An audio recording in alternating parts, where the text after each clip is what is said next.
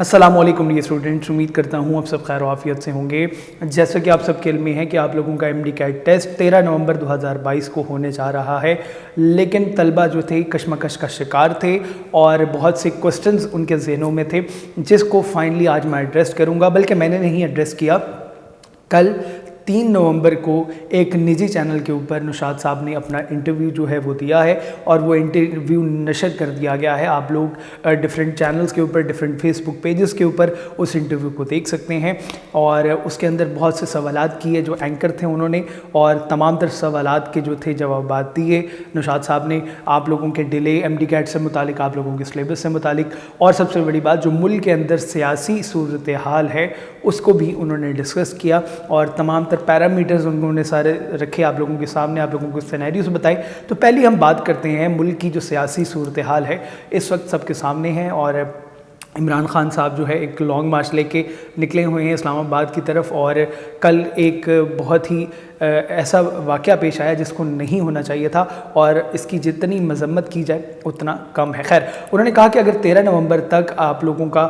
جو یہ اسلام آباد میں پہنچ جاتے ہیں مارچ لے کے، اور اسلام آباد کی لا اینڈ آرڈر کی سچویشن خراب ہوتی ہے، تو پھر ہمیں مجبوراً اسلام آباد میں ایم ڈی کیٹ ٹیسٹ کی ڈیٹس کو ڈیلے کرنا پڑے گا، اور باقی جتنے بھی پروونسز ہیں، آپ لوگ بات کریں پنجاب کی، سندھ کی، بلوچستان کی،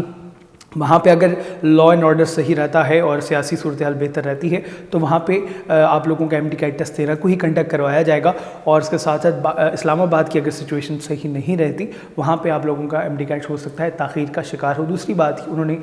اس بات کو ایڈریس کیا کہ اگر عارف علوی صاحب پریزیڈنٹ ہیں اور وہ سائن کر سکتے ہیں پی ایم ڈی سی کے اپروول پہ، یا P M D C approve ہو جاتی ہے، تو کیا MDCAT test delay کا شکار ہوگا؟ انہوں نے بالکل ڈینائی کیا اس بات کو۔ انہوں نے کہا کہ ہم ڈیلے نہیں کریں گے، اگر ابھی بھی اپروو ہو جاتی ہے تو پیچھے 5 سے 6 دن رہ جائیں گے، ایم ڈی کیٹ ٹیسٹ ہو جائے گا، اور اگلے سال یعنی کہ نیکسٹ ایئر جو بچے ایم ڈی کیٹ کا ٹیسٹ دیں گے یا ایم ڈی سی کیٹ کا ٹیسٹ دیں گے وہ امپلیمنٹیشن اگلے سال کے لیے ہوگی۔ ہم نے بڑی محنت کی ہے۔ پھر اگلا سوال کیا گیا کہ سینٹرز کے حوالے سے ہمیں لگ رہا ہے، ٹویٹر کے اوپر ٹاپ ٹرینڈ چل رہا تھا کہ ایم ڈی کیٹ کو ڈیلے کیا جائے، سینٹرز کے بارے میں بچوں کو انفارمیشن نہیں دی گئی، تو انہوں نے اس کا بھی یہی جواب دیا کہ ہم نے